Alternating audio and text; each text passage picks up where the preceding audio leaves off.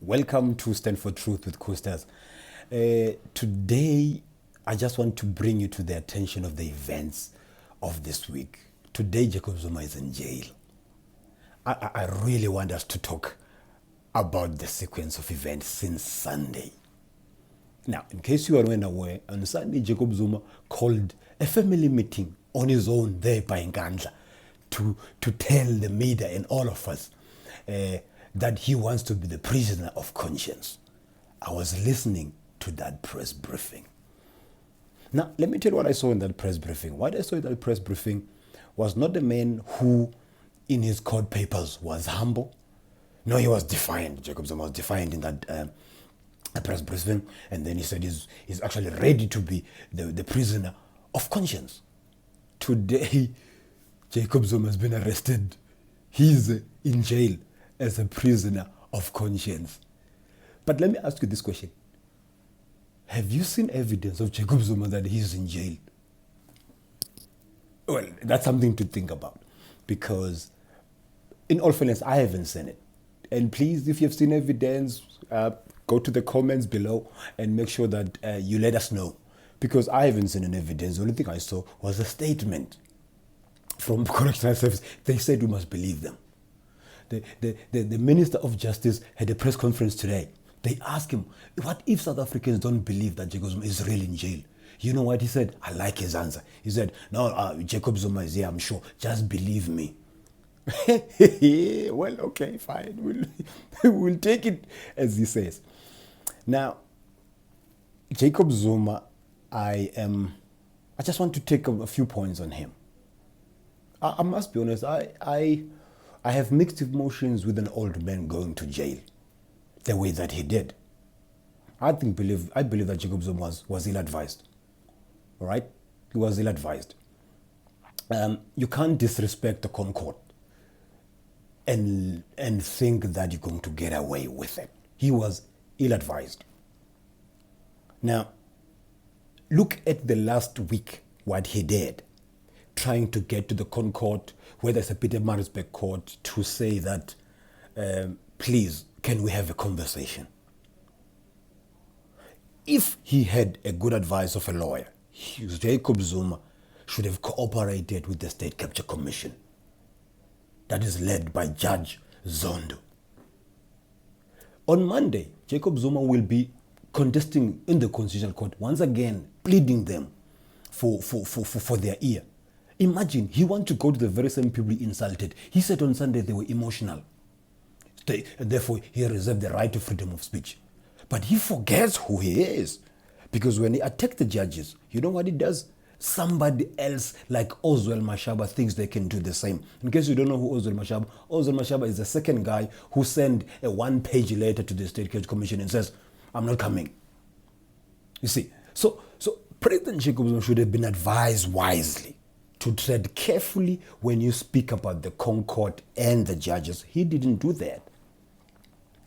So you see, do you see why I say there's my discomfort there? That's just how I say it. However, going forward, what does it mean that Jacob Zuma is arrested? Well, it means, look, okay, I'll break it into two things. Firstly, from a point of view of corrupt ANC members who are in government and even some who are in private sector, nothing has changed, because Jacob Zuma hasn't been charged of corruption. They're not going to stop their looting because Jacob Zuma is in jail. Because he's not in jail because he was caught stealing. You get my point? No. So, secondly, it simply means then that no one is above the law. But I'm saying the law must work even on Oswald Mashaba, who refused to go testify at the commission. You see? So that's very important. So once you address these matters, nothing has changed that much. Yes, we affirm that the South Africa is a constitutional democracy. The law must be obeyed by everyone. But the looters, the corruptors, have not stopped looting. Even probably today they are busy cooking in another scheme somewhere to steal more money from the funds of the state. So what we actually supposed to see going forward then is the NPA making sure that they target the heavyweights who are very corrupt. Because up until you target the heavyweights, then I can tell you the guy who's stealing at municipality level would be scared. Right now, they are not scared at all. You see? So, from a rule of law, yes, it's good. Everyone is celebrating right now. But I just don't think anything has changed. Ladies and gentlemen, we still have, remember, the State Capture Commission. And I don't want you to forget about that. Those people who are implicated there, they need to be prosecuted also. You see? If they disrespect the court, that's not good enough. They need to be prosecuted everywhere. At the same time, what does this mean for the African National Congress and government and its members? Well, it doesn't mean anything. All right? Even though one can say that Ramaphosa is in charge now, he's not really in charge. Those guys are just looking and burying their heads and says, look, we're going to find him on the next one. So I still believe that these RET forces, as you call them, will regroup at some point. Yeah, but they will regroup. But the ANC has an opportunity now to really cleanse itself. You see, they laid a charge about Kalni House. And I think they've asked for an explanation from ANC Secretary General Esma Khashule.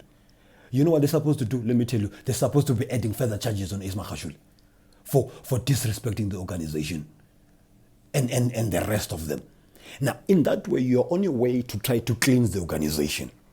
But if they don't do anything to Esma Khashule by adding extra charges for breaking the conditions of his suspension, let me tell you, there's many who are in Esma Khashule's camp who think that, no, we could get away with it.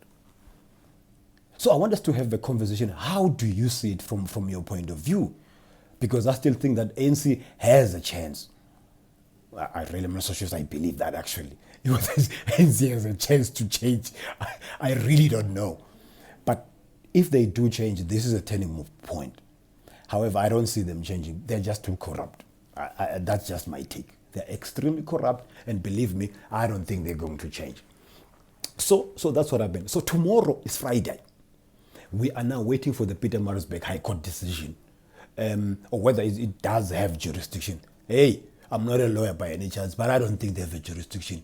And I just think that Dalimpofu was just wasting his time and money. Should have gone to the Concourt. But let's wait for the decision from the honorable judge. I think that on Monday, let me tell you what's going to happen on Monday. Whatever that Dalimpofu would argue on Monday, I don't think the Concourt judges will hear him. Maybe they will hear him. Maybe they would say to him, look, let's reduce the sentence. Sort of. But they will have scathing attack on Jacob Zuma. Because Jacob Zuma is he's a man who's been treated fairly by them. But he has not treated them fairly in return. He has insulted them. He has said everything else under the sun on them. And using the responsibility of using the freedom of speech. So in short, this is going to be very interesting. So I look forward to your comments, and let's have a discussion later on. Sure.